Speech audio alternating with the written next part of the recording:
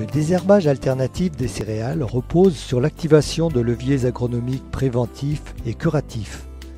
Pour sécuriser l'efficacité de solutions curatives à base de désherbage mécanique, il est indispensable de mener des actions préventives à l'interculture.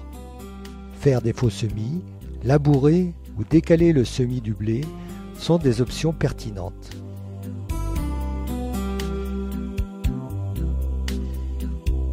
L'interculture, pour gérer le salissement des parcelles, on pratique beaucoup de faux semis, donc on alterne le passage des outils à disque et à dents.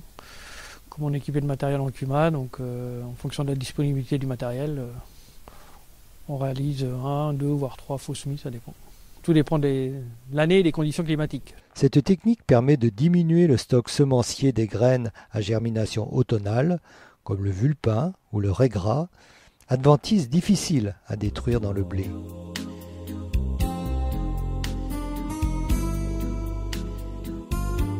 Il y a la date de semis aussi que je privilégie. Je sème jamais avant début novembre.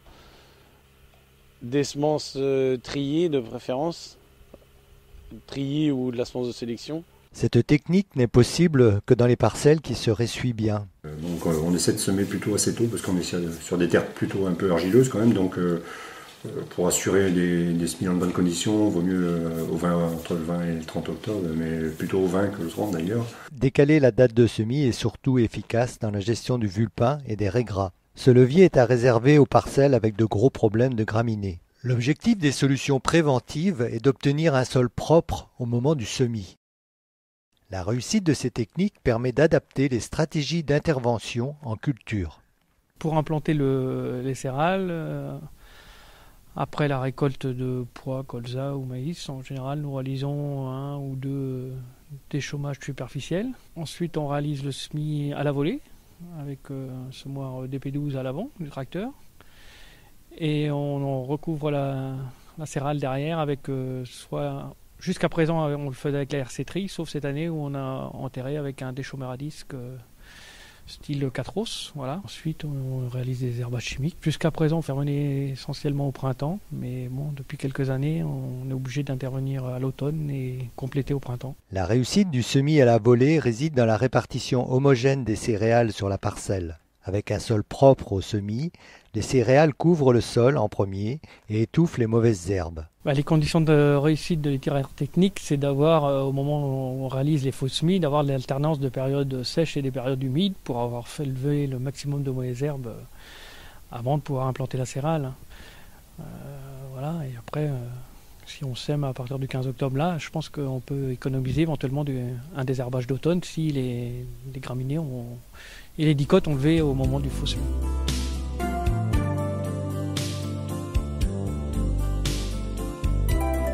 À date de semis normale, pour avoir un sol propre à l'automne, le labour est une solution. Il permet d'envisager au printemps une gestion de l'enherbement en associant chimique et mécanique. En général, c'est un coup d'RC Tri quand il y a une fenêtre de beau temps, avril, entre le 15 mars et fin mars, quoi. Très souvent, ça peut être avant, si on a la fenêtre plus tôt, c'est tant mieux d'ailleurs. Associer le chimique et le mécanique est une solution à manier avec prudence. Plus les passages mécaniques sont précoces, plus ils seront efficaces.